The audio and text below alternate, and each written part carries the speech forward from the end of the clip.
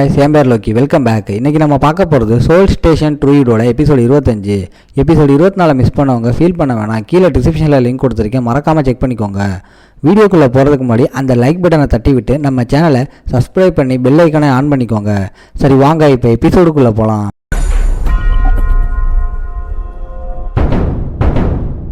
சாப்டரோட ஸ்டார்டிங்லேயே சிட்டிக்கு ரொம்ப வெளியில் ரெட் டிஎஸ்எஸ் கண்டெய்னர்ஸில் இருந்து ஒரு சத்தம் கேட்குது. ரத்தம் சொட்ட சொட்ட ஒருத்தன் என்னை கொண்டுடுங்கடான்னு கத்துனான்.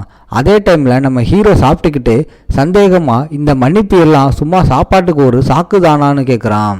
நம்ம ஹீரோ ஜோக்கை கேட்டு சிரிக்கிறான். அப்புறம் சீரியஸ் ஆகுறான். நம்ம ஹீரோ அவங்களுக்கு உண்மையாக என்ன வேணும்னு கேட்குறான். சோய் நம்ம ஹீரோ கில்டோட ஒரு அஃபீஷியல் பார்ட்னர்ஷிப் வேணும்னு சொல்கிறான்.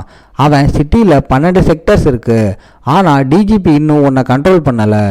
ஏன்னா அவங்கக்கிட்ட லெவல் 6 காம்பேக்ட் டீம் இல்லை. அவ்வளோ பணம் இருந்தும் அவங்களால உன்னை உருவாக்க முடியலைன்னு சொல்கிறான். நம்ம ஹீரோ அது அவங்க கௌரவத்துக்கு பெரிய அடியாக இருக்கும்னு சொல்கிறான். செக்ரட்டரி ஆமான்னு சொல்கிறான், குறிப்பாக சிஇஓக்கு. நம்ம ஹீரோ நேராக எனக்கு ஒரு செக்டரை ரெப்ரசன்ட் பண்ணுறதுல ஆர்வம் இல்லைன்னு சொல்லிடுறான். செக்ரட்டரி ஒரு மாஸ்டர் பிளான் போடுறான். மற்ற கில்டு எல்லாம் ஓவர்லோட் ஆகி மக்கள் பயத்தில் இருக்காங்க. அதனால் நம்ம ஹீரோவோட கில்டை மையமாக வச்சு ஒரு புது 13வது செக்டரை உருவாக்கணும்னு சொல்கிறான். அங்கே பாதுகாப்பு அதிகமாக இருந்தால் லேண்டோட ப்ரைஸ் ஏறும், மக்களும் நம்பி வருவாங்கன்னு செக்ரட்டரி நம்புகிறான். ஆனால் நம்ம ஹீரோவோட கில்டுக்கு இப்போதைக்கு பணம், ஆளுங்க, எக்ஸ்பீரியன்ஸ்னு 3மே இருக்குது. நம்ம ஹீரோ டஞ்சன்ஸை மட்டும் கவனிச்சாலே போதும், மேனேஜ்மெண்ட்லேருந்து கவர்மெண்ட் சப்போர்ட் வரைக்கும் மற்ற எல்லாத்தையும் டிஜிபி பார்த்துக்குவோம்னு செக்ரட்டரி சொல்கிறான். எங்ககிட்ட பணமும் எக்ஸ்பீரியன்ஸ் இருக்குது, ஆனால் பவர் தான் இல்லைன்னு நம்ம ஹீரோ ஒத்துக்கிறான்.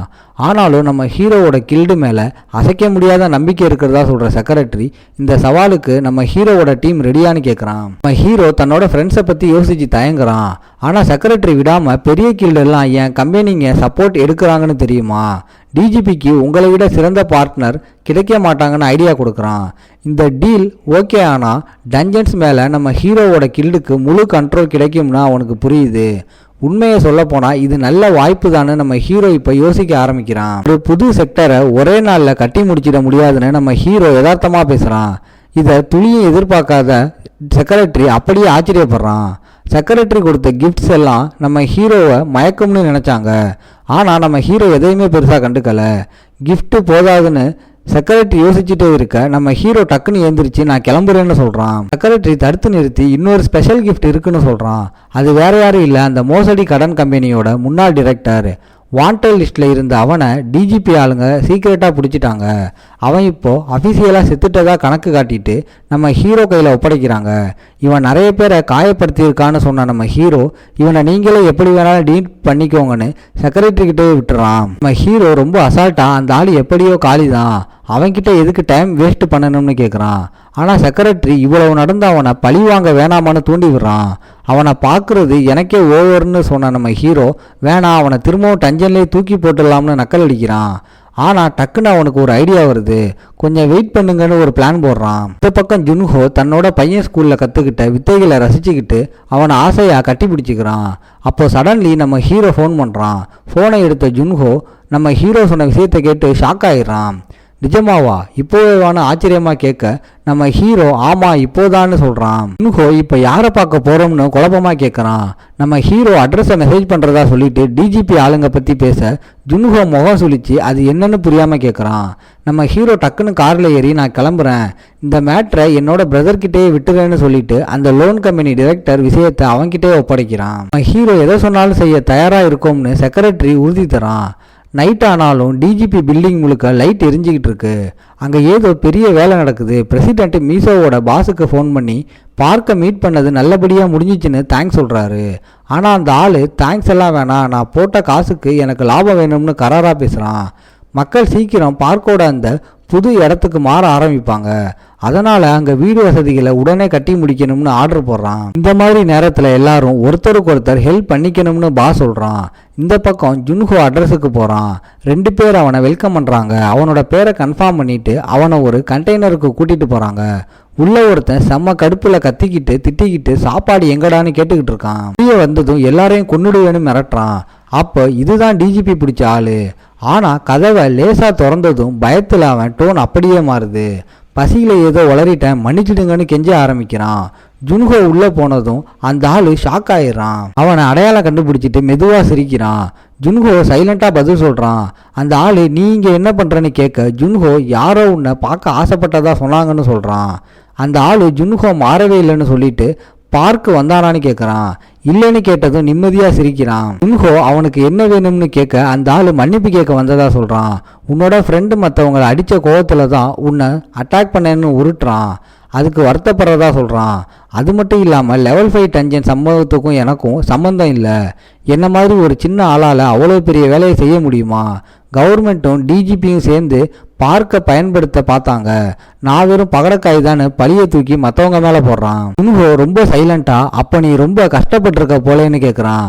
அந்த ஆள் உடனே ஆமான்னு சொல்லி என் பிஸ்னஸ் அழிஞ்சிருச்சு, காப்ளின்ஸ் இருக்கிற இடத்துல செத்துடுவேன்னு நினச்சி ஒளிஞ்சிக்கிட்டு இருந்தேன்னு கதறான்.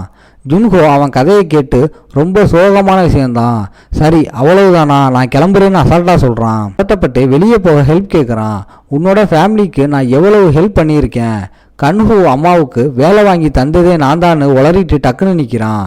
இதை உன்கிட்ட சொல்ல வேண்டாம்னு உன்னோட ஒய்ஃப் தான் என்கிட்ட சொன்னான்னு சொல்கிறான். ஜுன்ஹோவோட ஃபேஸ் ரியாக்ஷனாக அப்படியே மாறுது. அது என்ன வேலைன்னு கேட்குறான். அந்த ஆள் அவன் முன்னாடி ஒரு எம்ப்ளாய்மெண்ட் சென்டர் மேனேஜ் பண்ணிக்கிட்டு இருந்ததாகவும் உன்னோட ஒய்ஃப் வேலை கேட்டு கெஞ்சிட்டு வந்ததாகவும் சொல்கிறான். அவன் ஒரு நாள் ஜுன்ஹோவோட அப்பார்ட்மெண்ட்டுக்குள்ளே போனதை ஞாபகப்படுத்துகிறான். அங்கே அவன் மட்டும் குழந்தைய வச்சுக்கிட்டு இருந்தா. அப்போ நீ எங்கே போயிருந்தன்னு ஜுன்ஹோவை பார்த்து அவன் நக்கலாக கேட்குறான். அந்த ஆள் ஜுன்ஹோவோட ஒய்ஃபை பற்றி கேவலமாக பேசி அவனை உசுப்பேத்துறான். கணம் அதிகமானதுனால உன்னோட ஒய்ஃப் என்கிட்ட வந்து அழுது கெஞ்சினா. அவள் முகத்தை பிடிச்சி இவ்வளவு அழகான பொண்ணை என்னால் கொல்ல முடியாதுன்னு சொன்னேன்னு நக்கல் அடிக்கிறான். உன்னால் உன்னோட மொத்த ஃபேமிலியும் கஷ்டப்படுறதுக்கு நீ தகுதியானவன் தானான்னு கேட்குறான். இந்த ஆள் ஜுன்ஹோவோட ஒய்ஃப் கிட்ட சாப்பாட்டுக்கு காசு இருக்கான்னு கேட்டு ஹெல்ப் பண்ணுற மாதிரி நடிக்கிறான். உன்ன மாதிரி உழைக்கிற பொண்ணு நினச்சா 3 மாதத்துல கடனை அடைச்சிடலாம்னு ஆசை காட்டுறான். ஆனால் அவள் பயத்தில் அழுதுகிட்டு இப்படியெல்லாம் பண்ணாதீங்கன்னு கெஞ்சிரா. அவன் ஒரு கட்டு பணத்தை எடுத்து நீட்டி இப்படி வறுமையில் வாழ்கிறதுக்கு உனக்கு அலுப்பா இல்லையான்னு கேட்டு அவளை தப்பான வழிக்கு தூண்ட பார்க்குறான். ஒரு பொண்ணோட வாழ்க்கை ஒரே நொடியில் மாறலாம்னு ஆசை காட்டிட்டு ஒரு கட்டு பணத்தையும் தன்னோட ஃபோன் நம்பரையும் அங்கேயே வச்சுட்டு போகிறான். நீ ரெடியாக இருந்தால் எனக்கு கால் பண்ணுன்னு சொல்லிட்டு அடுத்த தடவை உன்னோட ஹஸ்பண்ட் அங்கே இல்லைன்னா நீ தான் பணத்தை கட்ட வேண்டியிருக்கும்னு கேவலமாக மிரட்டிட்டு போகிறான். அவள் கண்ணில் பயத்தோடையும் கண்ணீரோடையும் அந்த கதவை மூடுறதை பார்க்குறா. அதை கேட்டதும் ஜுன்ஹோ ஷாக் ஆகி அதுக்கப்புறம் அவள் உன்னோட ஆஃபீஸுக்கு வந்தாளான்னு கேட்குறான்.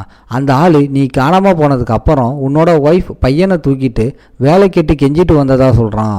ஜுன்ஹோவுக்கு பேசவே முடியல. ஆனால் அவன் கண்ணில் இருந்த வலி எல்லாத்தையும் சொல்லுது. அவன் வீட்டுக்கு வந்ததும் அவனோட பையன் அழுதுகிட்டு இருந்ததும் அந்த நோட் மட்டும் இருந்ததும் ஞாபகம் வருது. அதில் அவனோட வாழ்கிறதுக்கு வெறுப்பாக இருக்குன்னு அவளை தேட வேண்டாம்னு எழுதியிருந்தா. பல்ல கடிச்சுக்கிட்டு ஜுன்ஹோ அவள் எங்கே இருக்கான்னு கேட்குறான். அந்த ஆள் என்னை போக விட்டா உன்னோட ஒய்ஃப் கிட்டேயே உன்னை கூட்டிகிட்டு போகிறேன்னு ஜுன்ஹோவை மிரட்டி பார்க்குறான். ஆனால் ஜுன்ஹோ அவனை ஒரு பார்வை பார்த்துட்டு ஒரு முடிவுக்கு வரான். இன்னொரு பக்கம் இங்கிலாண்டில் டாக்டர் டாட்லர் நம்ம ஹீரோவை மீட் பண்ண ஒத்துக்கிட்டதா மீசோ மெசேஜ் அனுப்புகிறா. இதை கேட்டு நம்ம ஹீரோ செம ஹாப்பி ஆகுறான். அந்த டாக்டர் மூலமாக அந்த டைமென்ஷனல் ரிஃப்ட் எங்கேருந்து வந்துச்சு, நம்ம ஹீரோ போனது எந்த பிளானட், அவனோட பிரதர்ஸை பற்றி ஏதாவது இன்ஃபர்மேஷன் கிடைக்குமான்னு பெரிய சீக்கிரட்டை உடைக்க போகிறான். சந்தோஷத்தில் நம்ம ஹீரோ கால் பண்ணி நியூஸை ஷேர் பண்ண ட்ரை பண்ணுறான். ஆனால் ஃபோன் ஆஃபில் இருக்குது. அவன் உடனே டிரைவர்கிட்ட வண்டியை திருப்ப சொல்கிறான். எங்கன்னு கேட்டதும் நம்ம ஹீரோ டிஜிபி கண்டெய்னருக்கு திரும்ப போக சொல்கிறான். இந்த பக்கம் ப்ளூ எஸ்யூவி ஏற்கனவே போய்கிட்டு இருக்கு. எலும்பு போட்டவன் சுற்றி இருக்கிற எல்லாரையும் திட்டிக்கிட்டு இருக்கான். அப்புறம் அவன் ஜுன்ஹோவை பார்த்து தேங்க்ஸ் சொல்கிறான். அவங்க நைட்டு ஃபுல்லாக ட்ராவல் பண்ணி அவன் கொடுத்த அட்ரஸுக்கு போகிறாங்க. ஜுன்ஹோ அவங்க வந்துட்டதா சொல்கிறான். இந்த ஆள் நல்லா தூங்குனதா சொல்லிட்டு கார் செம்மையாக இருந்துச்சுன்னு சொல்கிறான். ஜுன்ஹோ நல்லா இருக்கான் போலேன்னு சொல்கிறான். ஜுன்ஹோ அதை கண்டுக்காம என்னோட ஒய்ஃப் எங்கன்னு கேட்குறான். அந்த ஆள் அவனோட ஆளுங்க சீக்கிரம் வந்து உன்னை அவகிட்ட கூட்டிகிட்டு போவாங்கன்னு சொல்கிறான்.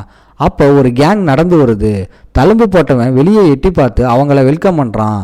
கேங் காரை சுற்றி கூடி அவனை அடையாளம் கண்டுக்கிறாங்க. ஒருத்தன் பாஸ் யாங்காரின்னு கத்துறான். இன்னொருத்தன் அவன் உயிரோடு இருக்கிறத பார்த்து ஷாக் ஆகுறான்.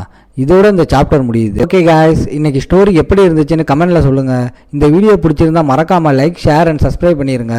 உங்களை நான் அடுத்த எபிசோடில் பார்க்குறேன். Bye guys.